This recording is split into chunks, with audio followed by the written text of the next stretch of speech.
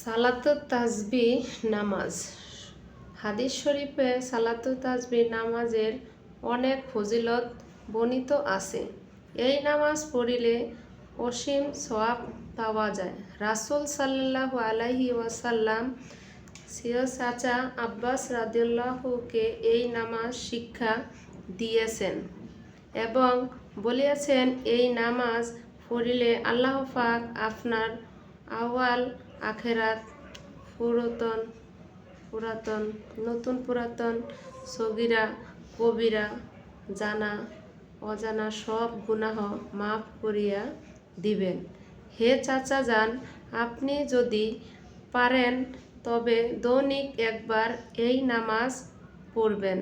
যদি না পড়েন তবে মাসে একবার পড়িবেন। যদি মাসেও না পারেন তবে বছরে একবার পড়িবেন। যদি ইহাও না পারেন তবে সারা জীবনে একবার এই নামাজ পড়িবেন, তবু ছাড়িবেন না।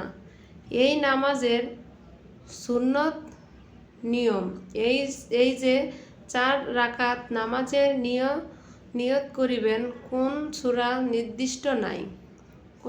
নির্দিষ্ট নাই। অন্যান্য নফল নামাজের নয়, যে কোনো সূরা দ্বারা পড়া যায়। তবে এই নামাজের বিশেষত্ব শুধু এতটুকুই যে 4 রাকাত নামাজের মধ্যে প্রত্যেক রাকাতে 75 বার করিয়া মোট 300 বার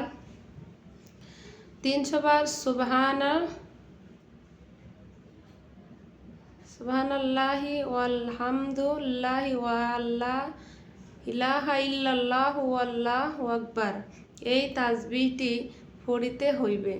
সূরা ফাতিহার পর অন্য সূরা পড়িয়া